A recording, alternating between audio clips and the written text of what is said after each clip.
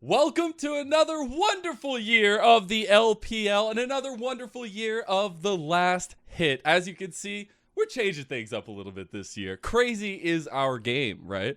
So it'll be me, Mazel, as your main host week to week, joined by my constant co-host. And I read that I had to say this in the contract somewhere, but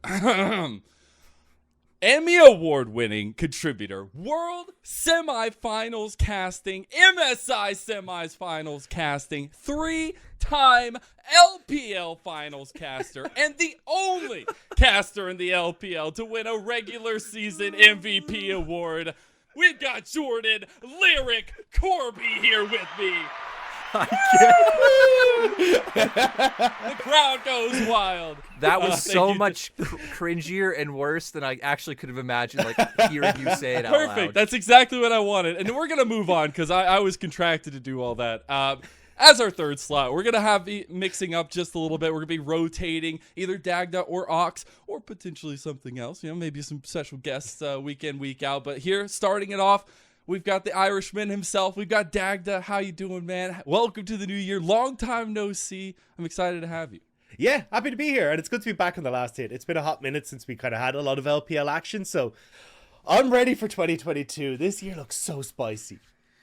It really does, but we got to start off by capping off 2021 because look at me, camera. Look at me.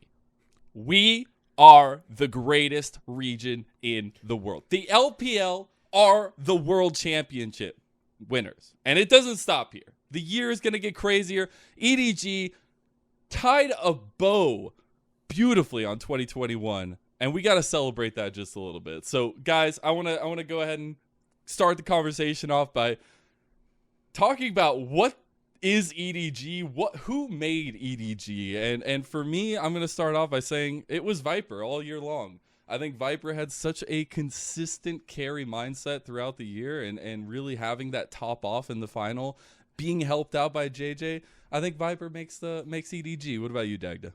Yeah, I think Viper, obviously absolutely amazing. I mean, I've seen that clip of me losing my mind in summer finals a couple of times.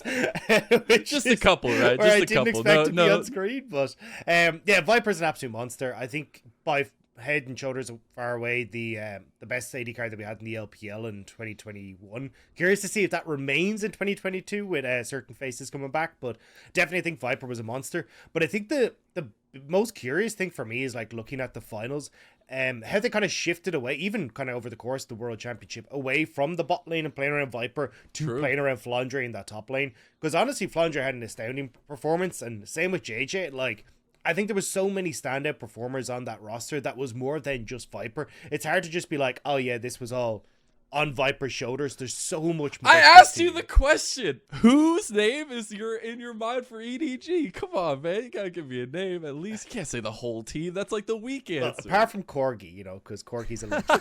Yeah, true. No, you can stick with that answer. That's fine.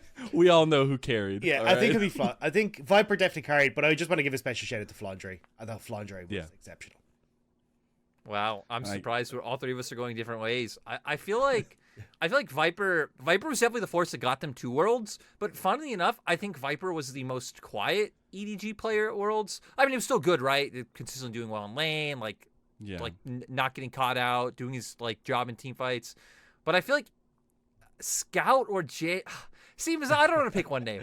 Scout or JJ has to be. I asked you a simple question. Okay. There was literally one question. Okay, I will go with JJ for the fact that I feel like the only question mark EDG really had all year long was like, okay, how good can JJ play, right? I do like Rob's point about them playing more towards topside, not only at Worlds, but I think it was the finals, their last series, right, where they started playing up more towards topside when they played up against FPX.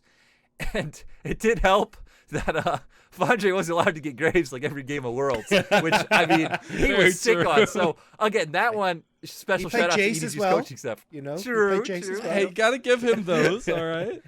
But yeah, I feel like if JJ didn't step up at Worlds and actually like clap people like Canyon, then I mean EDG probably would have done nowhere near as well. I feel like the only jungler that maybe outperformed JJ in their series was Klid, but even that series, I don't feel like JJ had a bad tournament. So overall, I mean, I think Rob nailed it when he wanted to be like, when he was naming everyone. The team just played well overall. That's why they won Worlds. But I think that's why they all got houses. I mean, that's how it goes. I was watching the Make or Break documentary. It was so cool to see like JJ basically like how hard he was struggling as well. Like when you look at like all through summer and like in spring in playoffs and that, and then to have him like just out jungle Canyon of all players to have that's to what out I was jungle gonna the say. finals. Like So Clap, sick.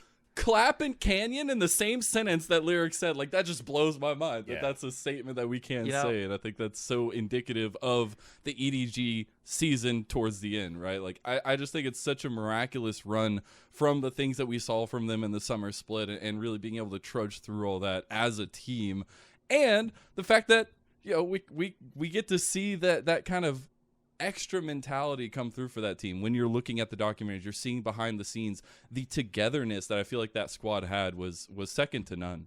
Yeah, I do have one question to kind of walk it back. Did either of you guys predict EDG to win Worlds going into Worlds?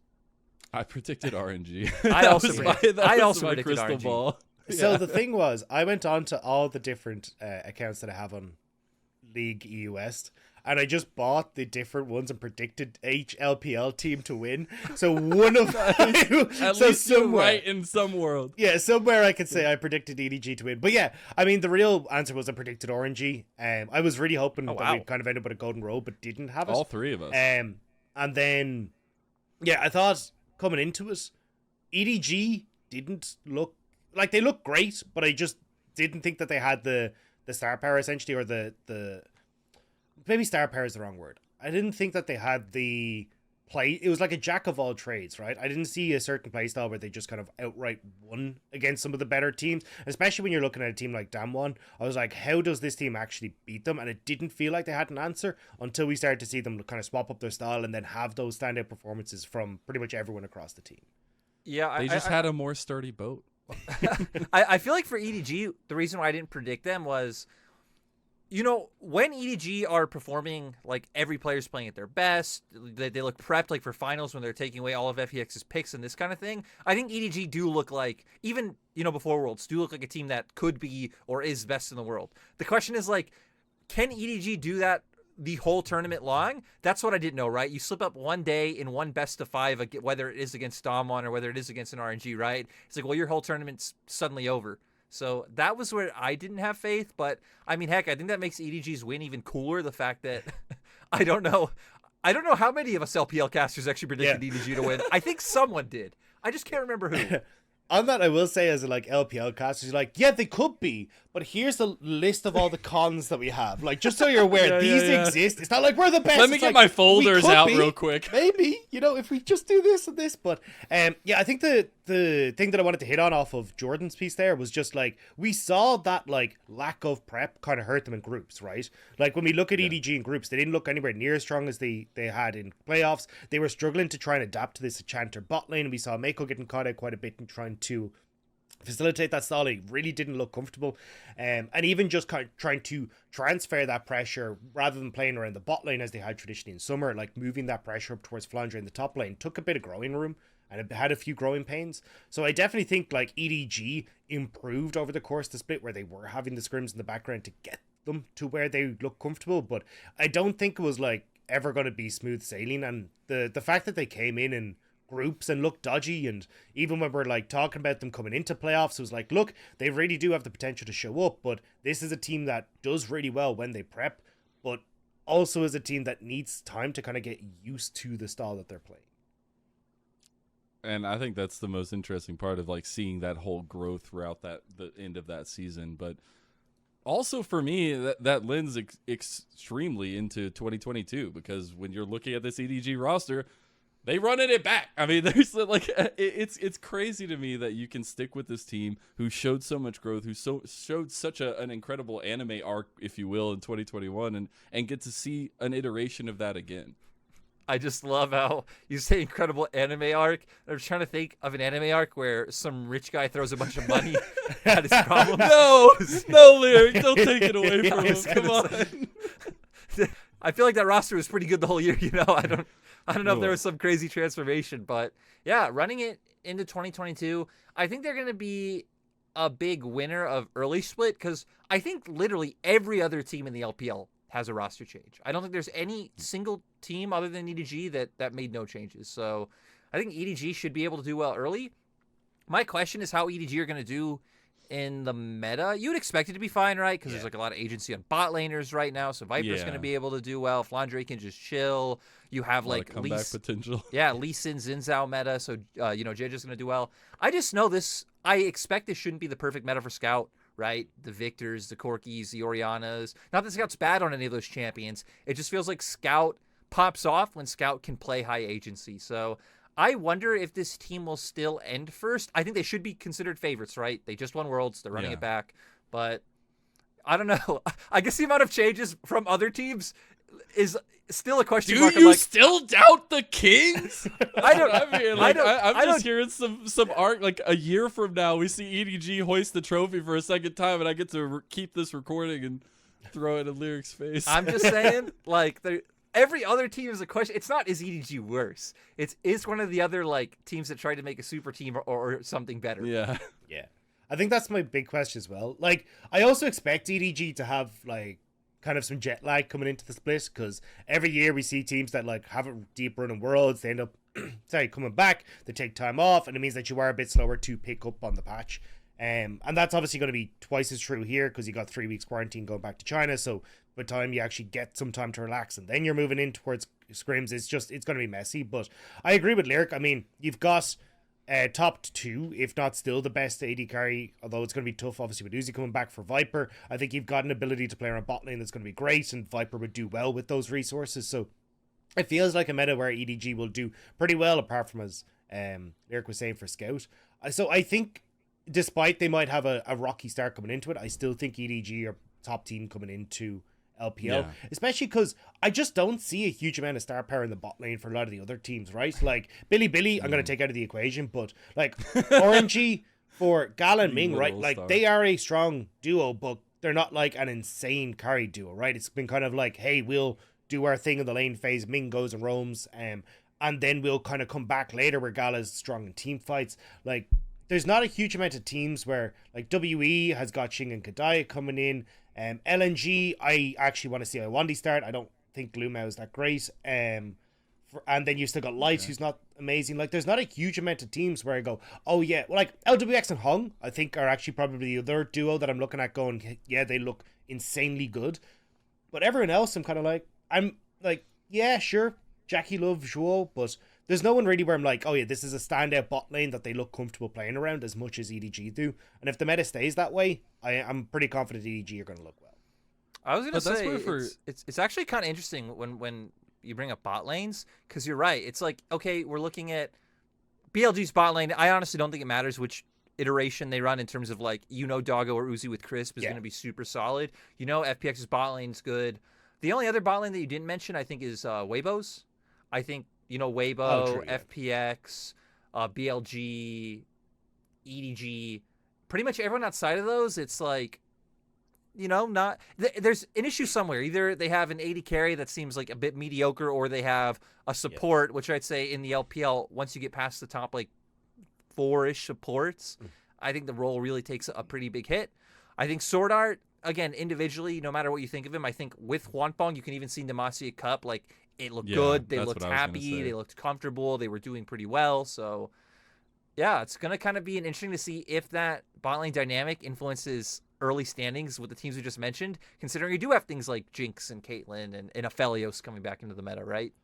But that's where I look at EDG and I look at the top side, right? You were talking about JJ and Flandre and being able to see that kind of shine in the new season with all the changes coming towards this, with everything coming into 2022. That's where, like, I look to that side to shine even harder, right? We know that there's some late game possibilities with the bot lane and trying to sync that up, but especially towards that top side, EDG, that's where the spotlight is for me going into this season. And the thing I love about you bringing up top side is, like, Flandre always does well at the beginning of a split. every split, I don't know why, but like you think about 2021 He's got to assert dominance, all right? Come on. He was just popping off. Early summer split EDG was either a Flandre or Scout highlight reel. It was like every other game. It was just interchangeable which of them were carrying series. So, I am looking forward to our Overlord early split Flandre. Very true, but there's another roster, and you kind of alluded to it, that I want to talk about specifically. Not just because, I'm one of the only casters to have gotten to cast him, but, Uzi's BLG roster, if you will, the star power roster. You've mentioned, right, Chris being good with Uzi and Doggo, but the question and the thing that I find the most interesting about this whole team, but specifically this bot lane, and we can kind of break down the rest of the roster, but Uzi and Crisp, right? In 2021, I feel like Crisp was very much on the heavy roam style of support, and I'm wondering how that plays into Uzi's style coming into 2022. Does he represent a different play style coming into it? Is he still the resource-hungry bottom lane king? And so I really find that an interesting question and conversation to have. Yeah, I feel like when it comes to how Crisp will pair with Uzi, I think it'll be totally fine. If anyone's familiar with Uzi's streams, him and Crisp are actually like super good friends. Crisp has been a top 4 support in the LPL for years. I mean, heck, 2019 was the best. Him and Ming have kind of always fought in that conversation, and Mako, of course, with how EDG's been up and down over the past 2 years, kind of going in and out. But let's remember that 2019 FPX just played all around bot. So, Yeah, they did. When Crisp was in his prime, it was just like, let's go bot. Yeah. So I think Chris will just be chill. And if the other members of BLG can adapt to playing around Uzi, because I do think Uzi is a force that will pull you around bot, whether he is consciously like actually doing it, which I think he is. I think he's just a very vocal player. But I even know this for my time coaching teams that had star players, whether it was like when I was in Brazil with BRTT or when I was in Turkey and had Naru, it's like other players that are working with these guys are conscious of either how good they are, the reputation, all this type of stuff, and they just kind of tend to go that way. I remember, Dadga, me and you were talking about this the other day, is like, but how does this team work together on paper? Because you look at pretty much everyone in this team has performed best when the team that they were on played towards them. W with Breathe, I think Weiwei's best split was still 2020 V5, when V5 just pretty much were all like, hey, PB got in mole roaming and enabling Weiwei. Fofo's obviously Fofo, and I can't imagine him sacrificing his resources for anyone else. I just don't know. This team, I actually don't expect. A team of stars high. makes a star team, right? I don't know, Mazel. That's the math, right? It goes together, I think. No, but I do find it really interesting. That's where my biggest question is as well. Is like, Fofo was never kind of a big roamer when he was on any of his past teams, so I'm really curious to see what happens when he comes into this. Now, we have seen him perform well in champions like Galio, and he played a little bit of Twisted Fate there in playoffs, but I still think he has definitely performed best when he is the main carry, and Leon was playing heavily towards him. So I don't know, it feels like you're going to need a very different style, and I know that Breathe in the past has played more kind of like a kind of weak side, where he's just going to kind of sit there, do his thing, and get to the later portion of the game. But I really don't know is the answer, and especially when you add in the fact that there's so many egos on this team as well. I am quite worried, and one of the things that I was looking at as well is like, Uzi's never found success off of RNG. Like, when you look at him with, I think it was Chowga Reapers, when he went to OMG, like OMG, I think it was 2015, where he was like struggling to basically find like ways to play the game with the rest of the team because he had his own style of trying to play the game. And now when you come across the BLG, where you probably have very similar things with how people want to play the game, you're looking at like Weiwei style of jungle is quite set. Fofo, maybe he can change. Breathe, maybe he can change. But there is definitely going to be a style that Uzi wants to play. And if that isn't the way that the rest of the team functions, I can see this team just imploding. So I feel like this is either going to be like a top 2 team, or it's going to be like barely pushing playoffs. So then I guess the thing for me to lead into next is like, what kind of season are we going to get out of Uzi? Because as a big fan... as a big fan, low jokes aside, I still would love to see a return to former form Uzi, right? I know that's never going to happen. Health concerns are absolutely precedent, and you have to take care of your body. I would love to see that driven Uzi who wants to be a part of it, right? Or can be a part. It doesn't want to. He always would want to, right? But I want to see if that is the kind of Uzi we get in 2022, or what iteration of Uzi do we get? How much is Doggo going to be playing? How does that interact with their strategy and the way that they approach the game, right? So I was just gonna ask how much do you guys think Uzi will play? So I'm on the low end. I don't think Uzi's playing much this split. I have a feeling it'll be the same as usual, right? Where he kind of goes, all right, I'm not going to play until after Chinese New Year. And then I think we will get him. Like, I've been watching a bit of his stream, and he still looks insane. Like, game-changing level of play. Like, the dude is just a monster. So and it feels weird that you pay the probably obscene amount of money that you need to get Uzi because he's Uzi. Then you're like, all right, buddy, well, you warmed the bench for us, don't worry. It's like, I don't think have a good one, man. We'll see you in a little bit. I do think though it'll be the same where it's like after Chinese New Year, that's when he really comes in, but I think we'll see him a good bit after that. And I still think he will define the team, right? And like define the games that he's in. He looks like an absolute monster. We still have things like Ezreal and Kai'Sa. Like, even though you've got like kind of the Jinx Caitlyn, like you got Crown of the Shattered Queen Ezreal, that's really good. The Luden's Echo Kai'Sa build is looking really good. Like, these are things that he can just pop the hell off on. So I think when it comes to, and even Caitlyn as well, like he was renowned for his Caitlyn back in the day for how obscene he was on just controlling the lane and coming out like massive amounts of CS ahead. So this is the Uzi meta. So to not make use of this guy at this point just seems absolutely insane.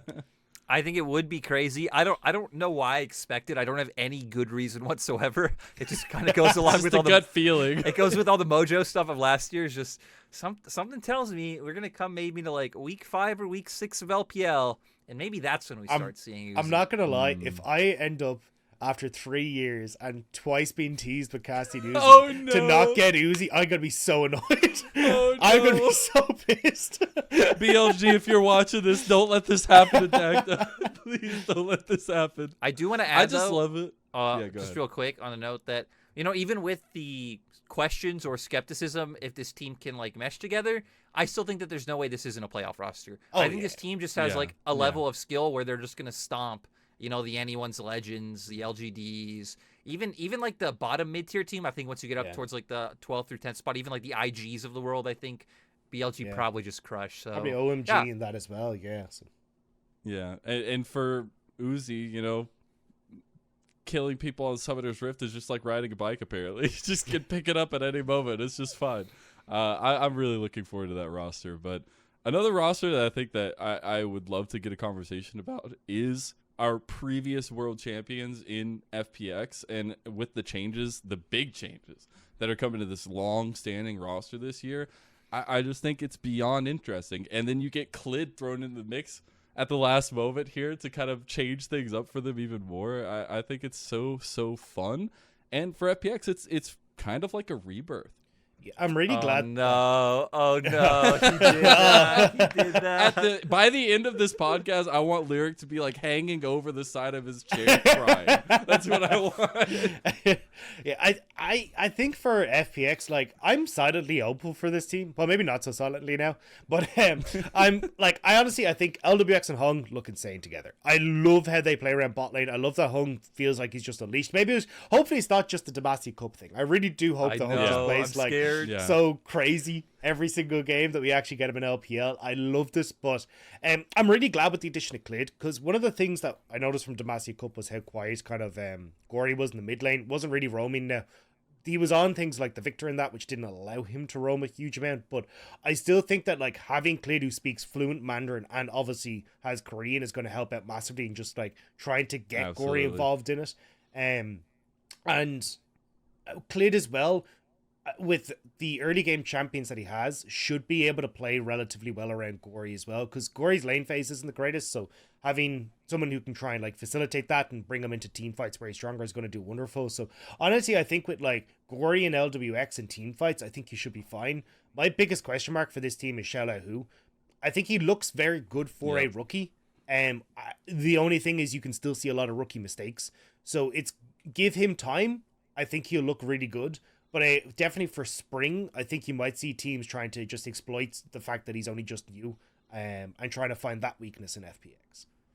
Yeah, I think I know I'm 100% putting way too much stock in Demacia Cup because I thought You bought into the hopium. I thought about this when I watched the recent LPL talk that Dom put out with Kelsey and Peter Dunn. That they're almost not talking about like LWX and Hung at all. And I'm just like, oh, LWX looked good. Well, no. But I again, thought so. no, he did look good. I mean, and I don't want to take. They said that, but the point is, like, they're all focusing on like Chow, who last split was so good, and like this, all this stuff, and it's like, I never thought about that. Could have just been a one-off Demacia Cup performance, right? like LWX has showed his peaks many, like on and off many times before. Just because LWX was so cracked in Demacia Cup doesn't mean he'll be like that all year. I want to believe. LWX, and I think especially Hung mechanically was hitting hooks he had no business hitting in that series. But Lyric found the copium hose that was connected to his body. He has now disconnected it. I just want to believe in this team. I think even looking at Chalahoe, like, when he came in last year, and even his Demacia Cup performance, I think was, pretty good. I think he showed he was really good in lane when he was filling in for FPX. He obviously had that 1v2, or it was like 1v3 outplay, I believe, in mid lane on Jace last year as well. He could be a big carry point. I think Gory just looks so underwhelming in Demacia Cup. Like, was in its own right. He's not. Does it have the opposite effect? If you look bad in Demacia Cup, you look really good in regular season. Could be. I think that works.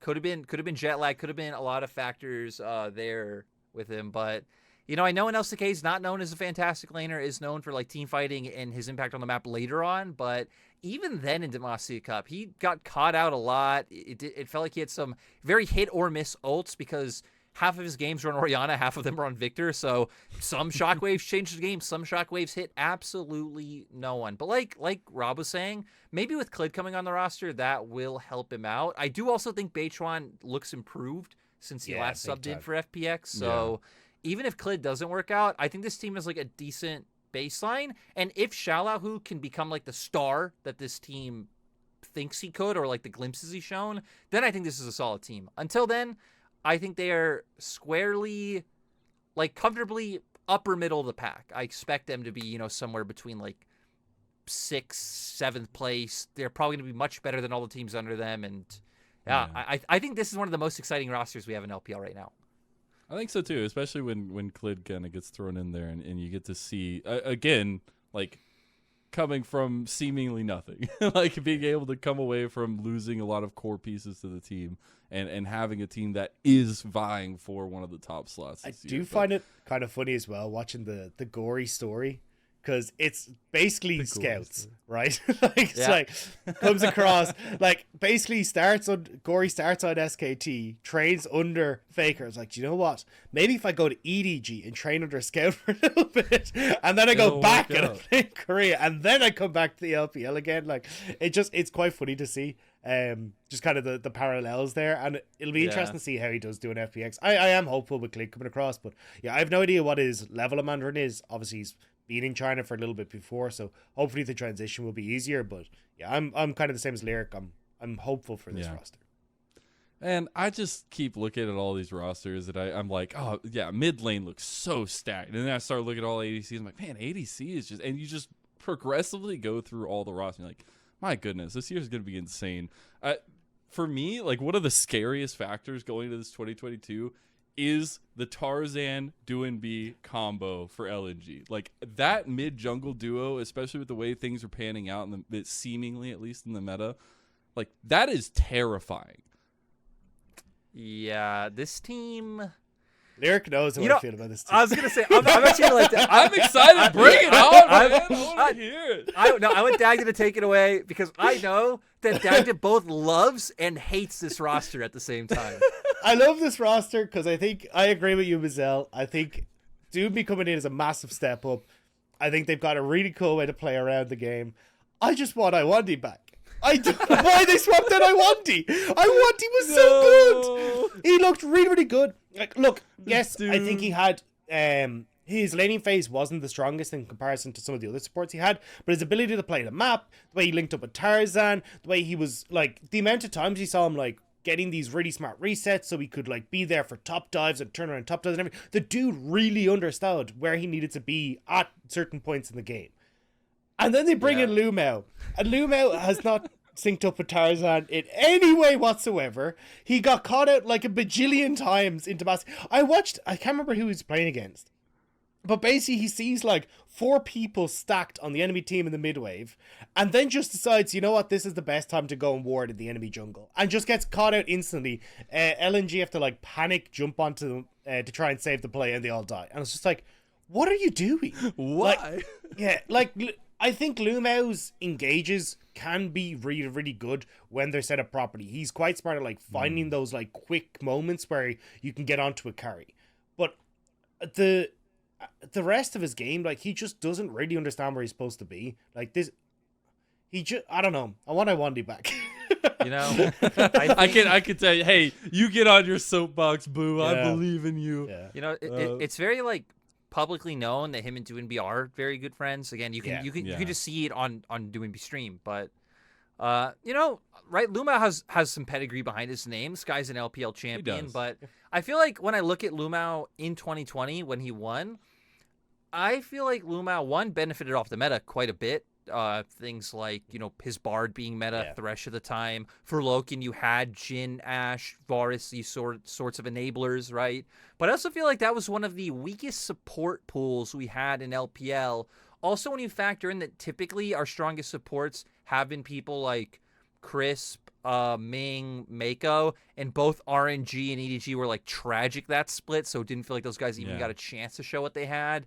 Then it's like, I think Lumao was just, Iwandi was just starting to like come in and trade spots to with stop playing Janna and try other champions. So I feel like throw him under the bus like that just real quick. I do feel like Lumao was the best at like the perfect time where everyone was also kind of worse and the meta was perfect for him. I don't know if this roster can really work when you look at their bottom lane, assuming they don't put Iwandi back in. You've got to play away from bot lane.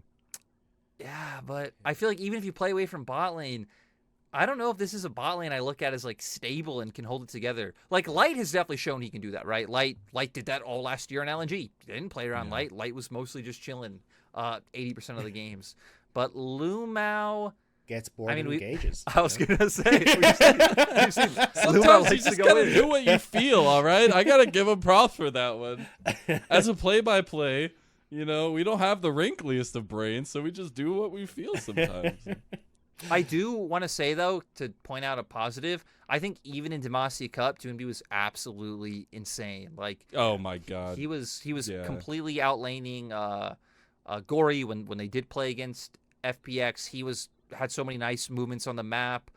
I think that's what got me. I think his damage percent was like calling 35% or something ridiculous like that. But I remember something me and Robert were talking about the other day was this team's coordination when it comes to like playing side lanes and late game is like surprisingly not good. A lot of times you'll see like, okay, I think Doinby had like games on champions like Akali, and of course Holly was always playing these sort of side lane style champions, and always like, okay, Doinby's diving at a tier 2 when Ollie's coming off a reset, and then maybe the other guys are trying to get vision, or vice versa, right? Ollie's doing this crazy play when Doinby's roaming over, and a lot of times someone would just die, and it would give FPX specifically in their series a lot of agency to get back into those games when it looked like a series that LNG in each game had like commanding fundamentals of the laning phase. So yeah.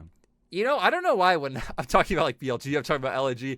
I'm not too sold on some of our top You're teams not sold, yet. apparently. Like, when are we going to see Lyric be sold? I guess that's the question we're going to answer with this podcast. Where's Mole? Where's Mole? Where's Mole? That's the big question. Yeah, I agree. I agree with Lyric. Like, even just you'd see them so many times like showing on 3 lanes and stuff as well when they're all trying to go for this 1-3-1. It's just like, cool, we can easily defend against this now, right? Like, we don't have to worry about people showing up in a side lane and destroying us. So it felt like they're going to have to try and get used to that. And it felt weird that wasn't there already, because Ally's been so used to playing 1-4, right? It felt like kind of a natural transition to have Doinby come in. You play that 1-3-1, especially with, as I said, Doinby popping off and getting these early leads, but they just weren't able to actually like sync waves and get themselves in order to make those plays happen. So I'm kind of curious to what the style that this team is going to play. I mean, Doinby was a big Victor player, I think, even in, was it summer or spring? I know he was anyway this year. It's one of his career champions. Yeah. So I think we'll see that a lot. And then when we come to team fights, I think it'll be it'll be kind of still that 1-4 style, and with Yeah. LA arriving late, and maybe they can find success that way. But it definitely didn't look comfortable in a kind of a 1-3-1, or even trying to play towards a bot side. I feel like this will still be a team that might even go against kind of the meta trends, still try and play towards Ala, and then have really strong team fights off of their mid and top, or like a strong split push off their top side. Yeah. I feel like we kind of have a time machine going on here in the LPL in 2022, just a little bit, right? I feel like we're going to the glory days because now we have RNG coming in the new split with Xiaohu in the mid lane. And right, I was like alluding to say we have so many stacked mid laners. This RNG roster, like I know we had them all as a crystal ball pick. Dadga, I'm going to include you, but I don't know. Your situation's a little bit finicky. But this roster is stacked for 2022. The fact that they have been coming in the top lane now to change up Xiaohu to that mid lane, like that combo in the solo lanes is going to be terrifying. This roster absolutely terrifies me. Yeah. It scares me more than any other roster for one reason. Uh-oh. I know. So, Mazel, before you came, 2020, I was the resident Xiaohu apologist. Okay. Xiaohu was getting a ton of flack when RNG was not doing well. No one on RNG was playing well. But I still believe You were always in my there boy. for him, right? Exactly. You were always there. I think mid lane Xiaohu's, at least in 2020, even when they were a dumpster fire, is still very good. I think especially when one of the easiest aspects to, at least compare when a team is on fire like they were back then is laning. And I still think Xiaohu, in terms of laning phase, was a top 5, top 6 mid laner. Sure, he wasn't at the time like rookie or knight status or someone who is just going to dumpster pretty much any lane they play, but he was, I'd say, the tier right under that. To give him his due as well, he did end up on like Twisted Fate duty like all the time, because it was just like he had to go and put out every fire that was happening on the map. So it kind of took a lot of his. Got to get him a resources away. firefighter skin for that one. Yeah. So I have no doubt that Xiaohu, I think, as like a laner and as a mid laner will be totally fine. I think he'll be upper echelon. I don't know how much higher he'll go, if he'll go back to some of his like early career days of having MVP level performances, especially during the regular season.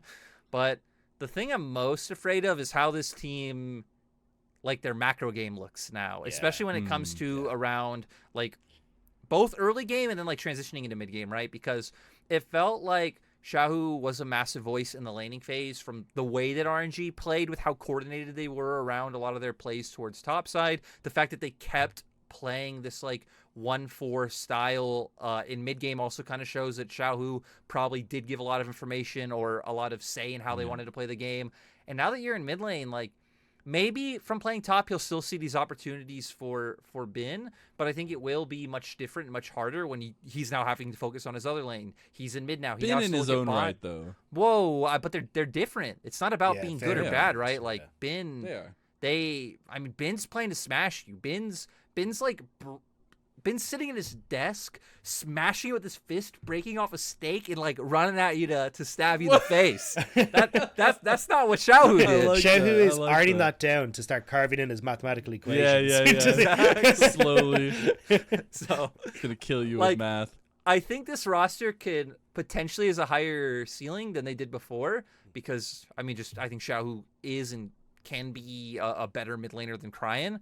And Bin, I think maybe more holistically has more potential than Xiaohu. I don't know if more potential is the right word, because we only got to see Xiaohu for 1 year. Yeah. So, but you know what I mean? Like Bin's good and Bin can be great. So I think the potential's there. I just don't know if this team will work. I will say for Xiaohu, though, my favorite iteration of RNG is 2019 RNG, and all Xiaohu did was move to bot. Just, okay, pick my Rumble, pick my whatever, push my lane, go bot. So theoretically, that can just work for top side.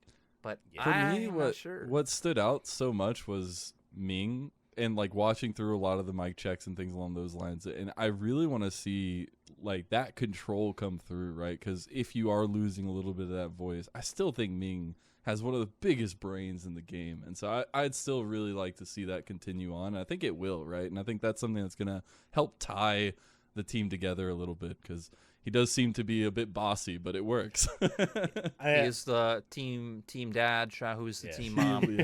Yeah, there you go. I agree with Lyric though. I think if you look at names on paper, this team is an upgrade, right? Like you end up replacing Crime with Xiao, who Bin coming in is one of our strong top laners. It looks great.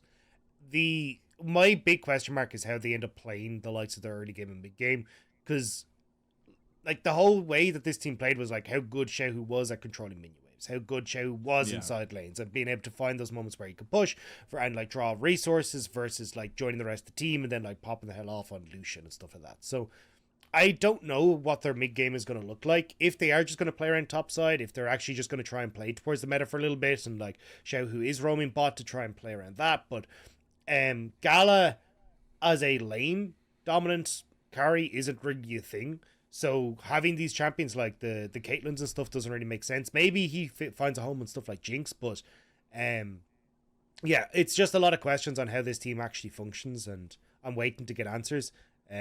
And if they end up popping off, I think wonderful. Like on names on paper, I think this team is an upgrade. It's just a case of trying to find their style that they want to, which might have some growing pains. Gosh, I'm so excited to see this. Like it's again like a time machine to an extent, but also just like everything changing so much. And for me, one of the biggest stories that I'm really excited to see is Rookie finally leaving IG, and we got Victory 5 coming into 2022 with a stacked roster, man. Come on, dude, it's insane. Like the fact, oh my god, I'm so excited for this roster, just for the fact that you do get to see, Karsa with Rookie, but Rookie has a moment to spread his wings, and I feel like that's just so important for me. I don't know. It makes me happy and sad at the same time. Like, I love that's going to be so different. It just feels so weird, though. It feels so strange. It is nice, though, that, we did get Karsa on the roster as well. Even though I'm not sold on PP God whatsoever.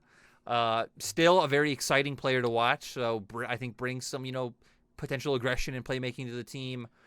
I think this team is totally going to be mid-jungle oriented, though. Even just looking at the names absolutely. of like Karsa Rookie, or even if they decide that Xiaolongbao's better and want to play him, Xiaolongbao Rookie, whatever variation it is, I feel like this should just be, hey, no matter if how you perceive Rookie in 2021, like, again, I feel like we've said this many times, we all hold Rookie to a different standard. We hold Rookie to the standard of like, I'm probably the best player in LPL when I'm playing well.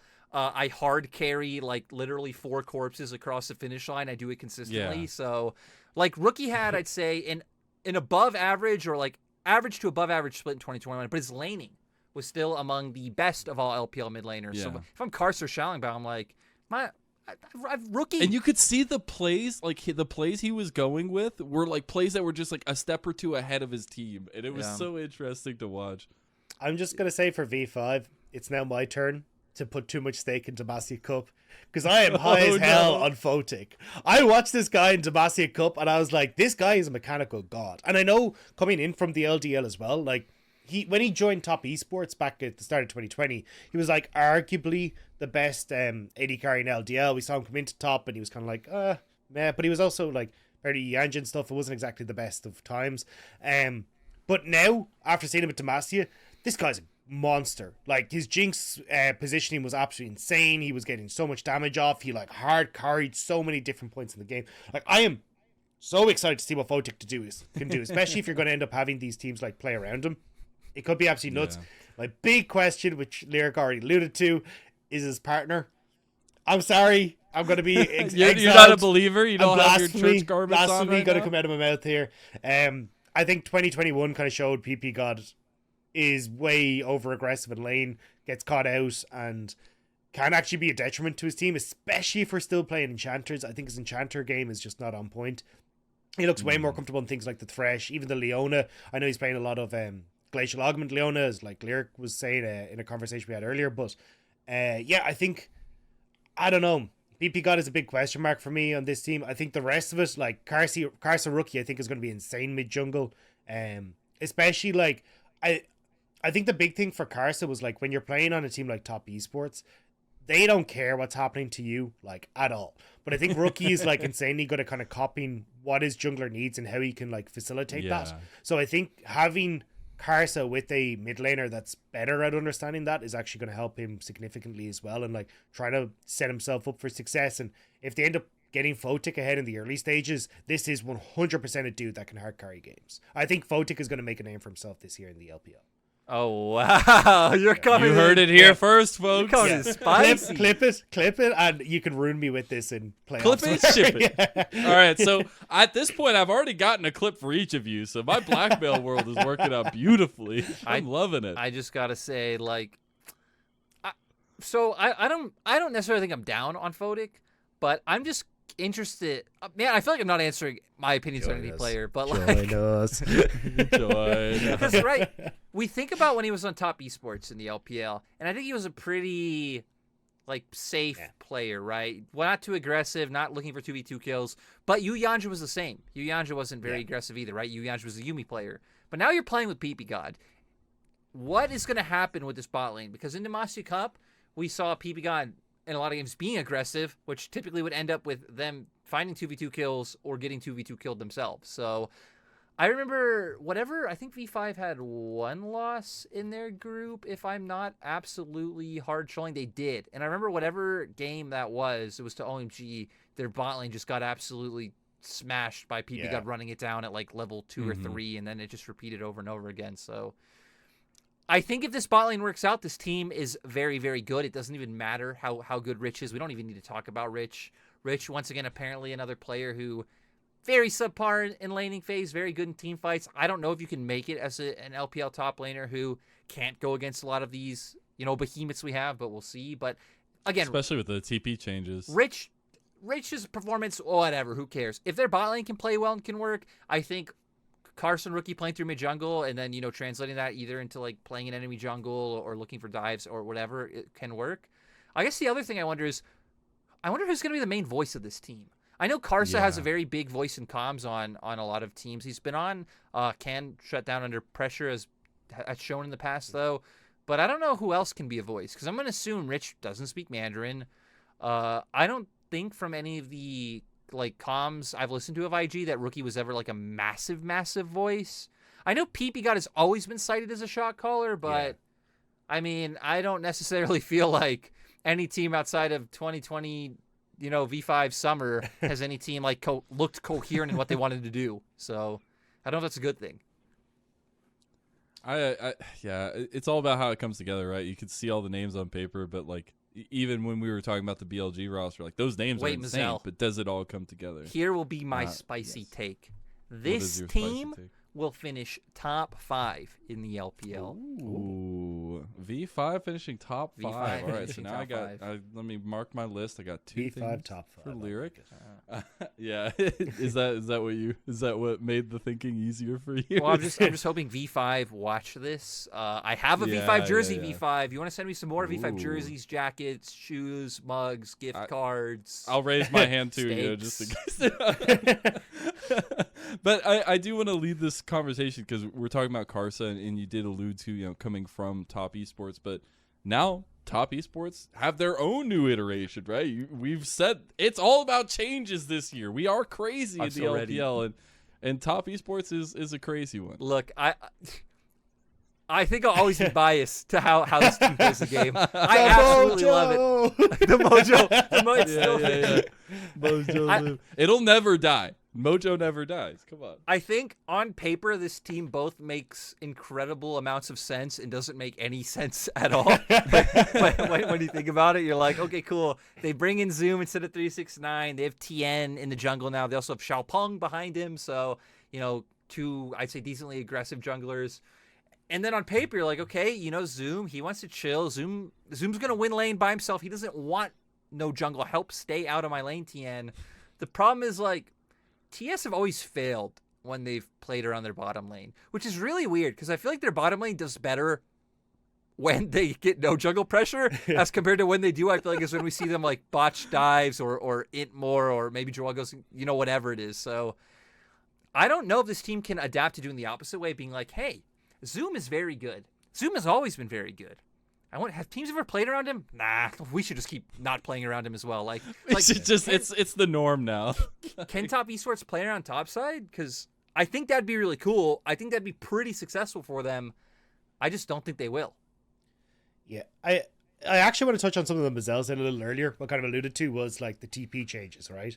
Because I feel like for AD carries like Jackie Love, the TP changes are a straight buff to them. because it's Oh, just it's like amazing. he Yeah, can just absolutely. AFK brain push and like not worry about getting TP behind. So I definitely You mean think for Caitlyn like, can keep pressure? yeah, exactly. So I think for Jackie Love, I actually think the TP buff is going to help him.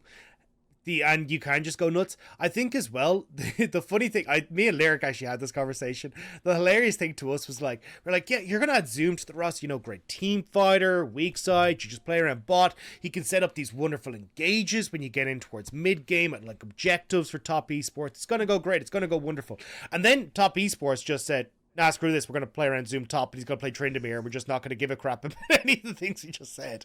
So, I don't know. It'll be interesting to see if they go for, like, Game 4, Game 5 Demacia Cup, or if they try and go for what we saw in, like, the group stage of Demacia Cup, which was trying to play around the bottom side, which, funny enough, actually worked, like, relatively well with Jingtian and Xiaopeng in.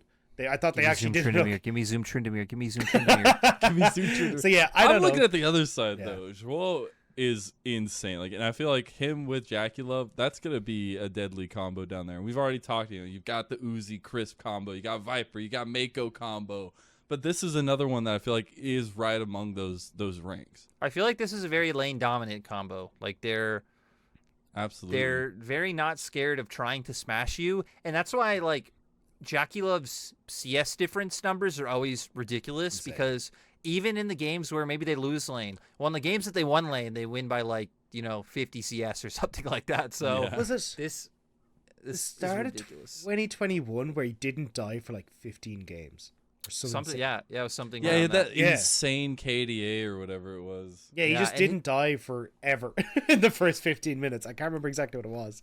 And his damage is always absolutely ridiculous. Yeah. I have incredible amounts of faith in this team no matter how they decide to play. I would like to see them play around Zoom more than their bottom lane, but, maybe this time around they could make it work now that Karsa's gone, because maybe there could have been some kind of disconnect there. I think my biggest question mark is jungle, because Tien does not look good on anything other than Viego. Xiaopeng, I've been sold on Xiaopeng for a long time, I know Kelsey has come in and claimed the mantle of Xiaopeng, but I've been a Xiaopeng supporter since the DMO days. I started watching LPL a lot more after they rebranded from Sinnoh Dragon, so Kelsey probably goes further than me. Sorry, Kelsey. I can't question you. He quickly got off his high horse. Well, point is, Xiaopeng Now he's on the high pony. Is a straight...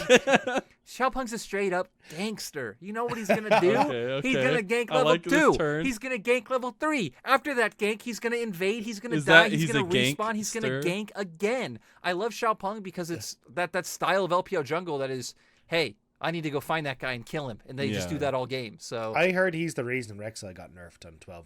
That's what I heard. I'm gonna corroborate that as well. I think that's true. I think it's true. I want to start getting through a couple more because there's a couple more rosters that really stand out for me, and the next one that is another huge one that again shows a lot of change throughout the entire LPL is Weibo Gaming, who are formerly Suning but have a stacked roster themselves. Now you've got SOFM paired up with the Shy at top lane, and Angel, Huanfeng, Sword Art, and On to back him up in the bot lane. Like that roster is insane. And so like we've said that about almost every one of the rosters we've talked about, but I have to put a capper on this one that this is going to be a top 3 roster. I don't know if I'm as sold on the top 3. I think Sword Art coming back is great. And I think it's going to be a massive buff to them, especially like the thing I like about Sword Art is that they can now play multiple styles, right? You can play her in the bot side if you want to, Sword Art, a strong lane support, but also someone that can like roam if they want to go and play around the Shy, which is kind of what they did when they were successful in summer 2020. It was like, hey, we're just going to leave Huanfeng and things like the Jin and that, and we're going to roam topside and play around Bin. And that's the kind of style that I probably see this team playing. I'm pretty sure we'll see Sword Art trying to link up with SOFM and try and like play through that style once more.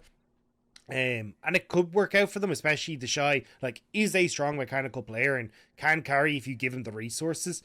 I think Huanfeng as well like is way more comfortable where he's like, cool, I'm gonna kind of sit back and he will be a carry, but I'm gonna play more utility, right? Like he likes his Jins, Ashes, these kind of things. So and he can play things like the Jinx, like, don't get me wrong, but I certainly see them opting more into, hey, we're going to give over the Jinx or the some of these big picks like the Caitlyn, and we'll just play Jhin into it and play away from that. Like, let's play Jhin Leona, and we'll have strong bot lane that we can then move with Leona as well. I think that's more the style we'll probably see from this squad. And I'm glad that Sword Art is back, because God, Sunny were boring. Like, they just did nothing in the early stages. They did absolutely nothing. He was in TSM prison. That's what I feel bad about. Whoa. That's a really nice prison, man. I was going to say, it's one of those swanky, but it's one of those ones that messes with your mind. Honestly, I'm just glad that he made it. I'm surprised Sword Art isn't in prison for the steal he just made. Yeah, like, that's what I'm surprised. Oh, no. Mazel they should have gotten a 100 Thieves jacket. Mazel coming in here making out like Sword Art's some victim. You know, it's in his mind. No, dude, TSM's mind is probably screwed up right now. Drying his tears with $100 bills. You know, it's so hard. Whoa. Not with $100 bills. Probably like a stack of 100. You know, 100,000 in each hand. Yeah. Come on, that's a plaything. But Dadga, I will. We only do it stacks. I'll say I will never be sold on this team. I think, because to me this team in certain metas I think will be very good. Like, will be what they were in 2020. I think right now will be a pretty decent meta for them.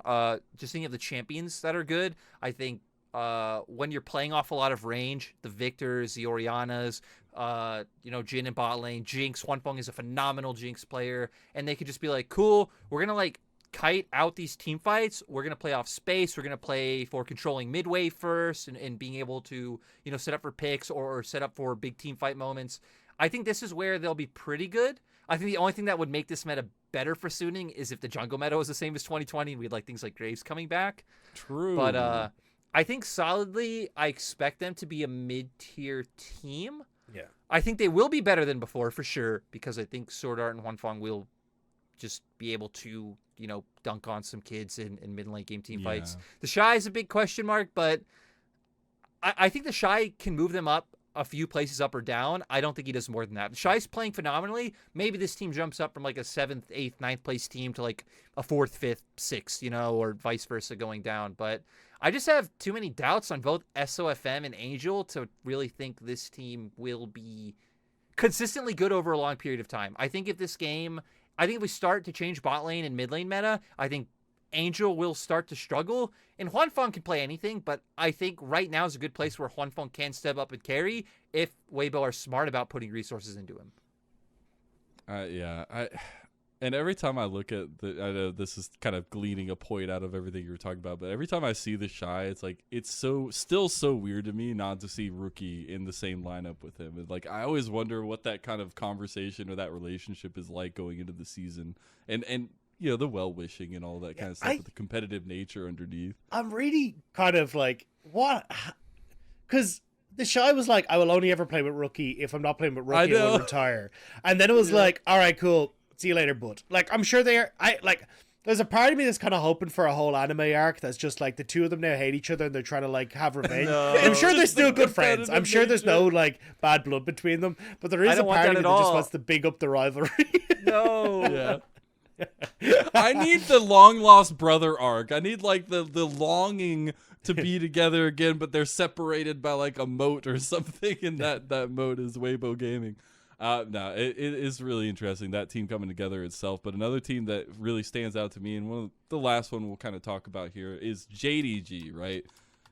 Having a very interesting 2021 split, but coming in here with 369, Kanavi in the top lane, Yagao, LPC, and missing. Like, this roster, although maybe not as much star power, does have a lot of strength under the hood. Oh, I'm all aboard the JDG hype train. They sucked at Tomasi Cup. They couldn't even beat the amateur really LDL teams. They were atrociously bad. They didn't have Kanavi though, which I think is a big point. Yeah. They have now added Hope to the roster as well, and everyone who was here in 2020 absolutely loves Hope. Yeah. I think I'm so happy to see him back. Yeah, he definitely deserves a place on a roster.